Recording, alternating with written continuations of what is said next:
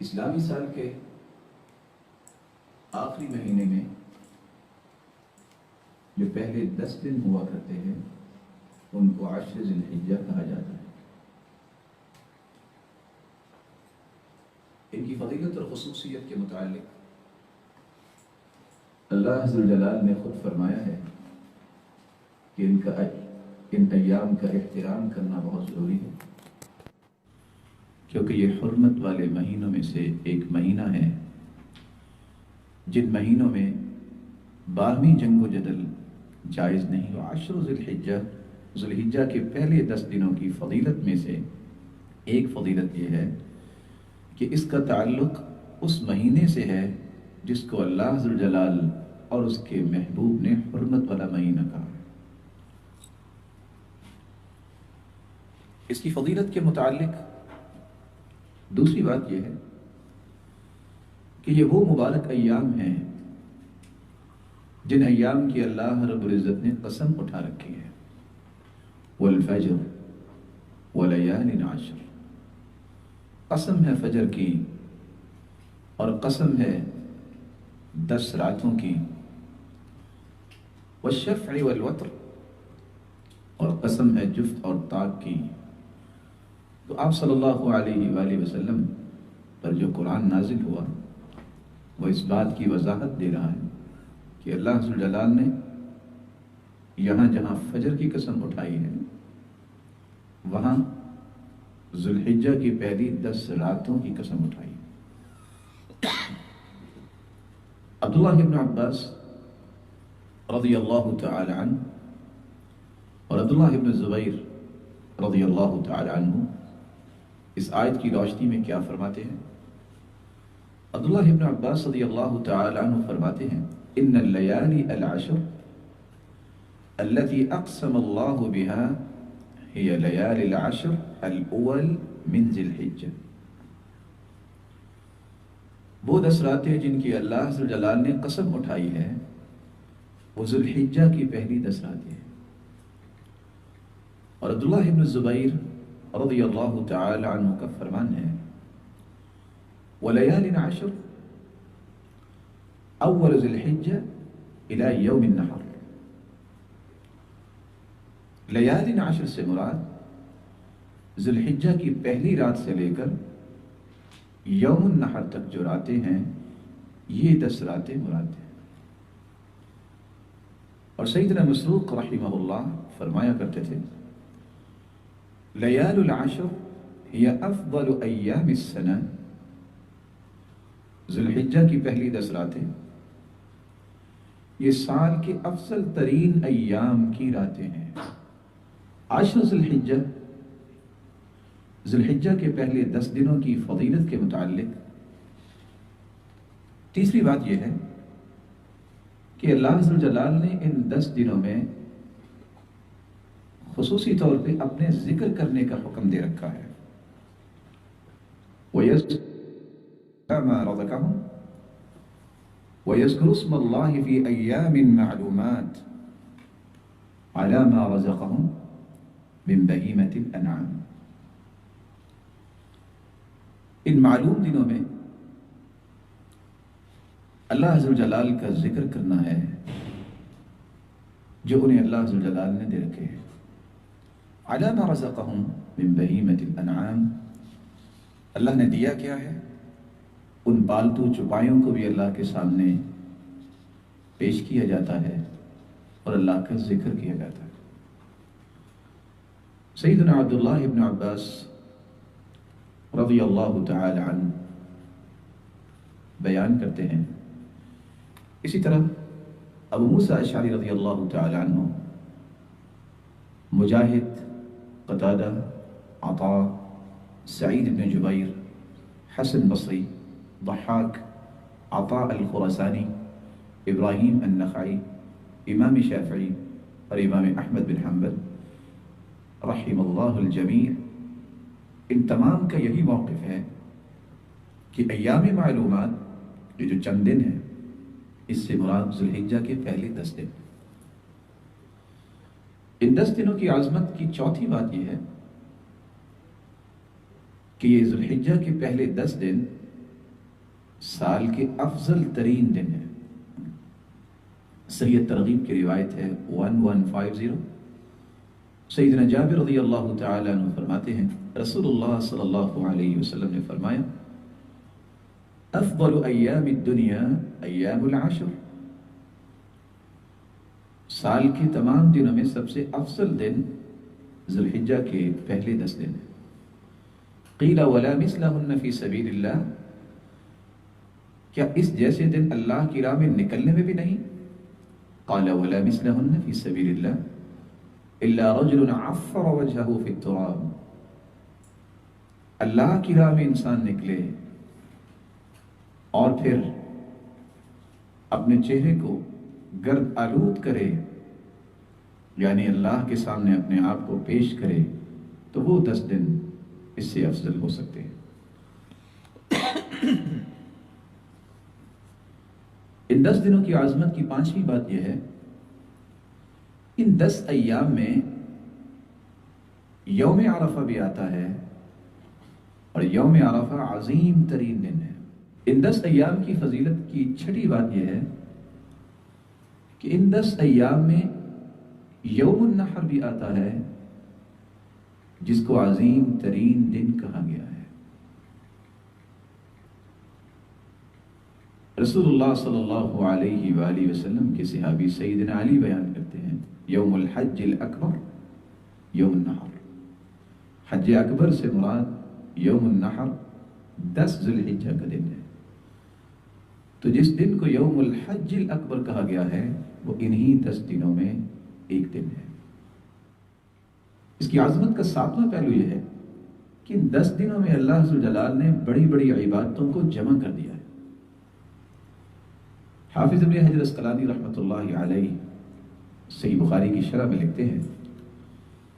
والذی یظہر ان السبب فی امتیاز 10 ذی الحجہ لمكان اجتماع أمهات العبادة فيه وهي الصلاة والصيام والصدقة والحج ولا يتأتى ذلك في غيره۔ ذی الحجہ کے ان 10 دنوں کی ممتاز ہونے کی جو وجہ سامنے آتی ہے وہ یہ ہے کہ ان ایام میں تمام بڑی بڑی عبادات اکٹھی ہو جاتی ہیں۔ نماز اگرچہ انسان سارا سال پڑھتا ہے، ان 10 دنوں میں نماز تو پڑھنی ہے، روزہ ہے، صدقہ ہے، یہ تینوں کام سال کے بقیہ ایام میں بھی ہو سکتے ہیں اور ہوتے ہیں، واجب ہے نماز، اور رمضان میں روزے واجب ہیں، اور صدقے سے مراد اگر زکوٰۃ لے لی جائے تو سال کے بعد زکوٰۃ بھی دینی پڑتی ہے، اور عام صدقہ انسان کسی وقت بھی کر سکتا ہے، لیکن حج صرف انہی ایام میں ہوتا ہے،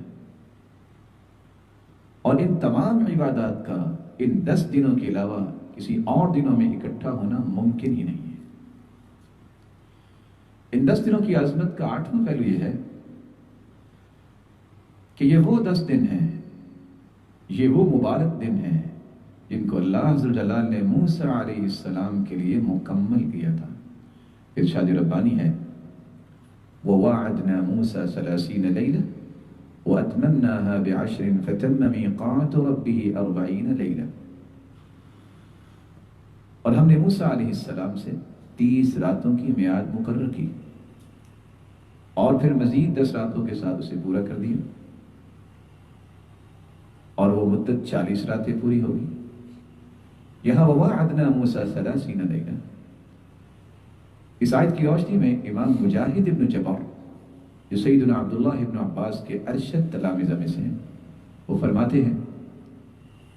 30 دن ذی القعدہ کے مہینے کے تھے، وَأَتْمَمْنَاهَا ب10، اور ہم نے اسے 10 راتوں کے ساتھ پورا کر دیا۔ اس سے مراد ذی الحجہ کے 10 دن ہیں اور 10 راتیں۔ ان 10 دنوں کی عظمت کا 9واں پہلو یہ ہے کہ ان 10 دنوں میں یوم مشہود بھی ہے، جس یوم مشہود کی اللہ عز و جلال نے قسم اٹھائی ہے۔ وَالسَّمَاءِ ذَاتِ الْبُرُوجِ،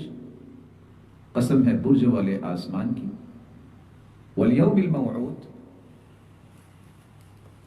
اور اس دن کی جس دن کا وعدہ دیا گیا ہے، وَشَاهِدٍ وَمَشْهُودٍ، شاہد و مشہود کی قسم، حاضر ہونے والے کی اور جس کے پاس حاضر ہوا جائے گا۔ سیدنا ابو ہریرہ رضی اللہ تعالی عنہ فرماتے ہیں کہ اس آیت کے اندر شاہد سے مراد جمعے کا دن ہے، مشہود سے مراد عرفات کا دن ہے، مشہود سے مراد یوم عرفہ ہے، اور موعود سے مراد قیامت کا دن ہے، اور شاہد سے مراد جمعے کا دن ہے۔ اور صحیح الجامع کی روایت ہے 8200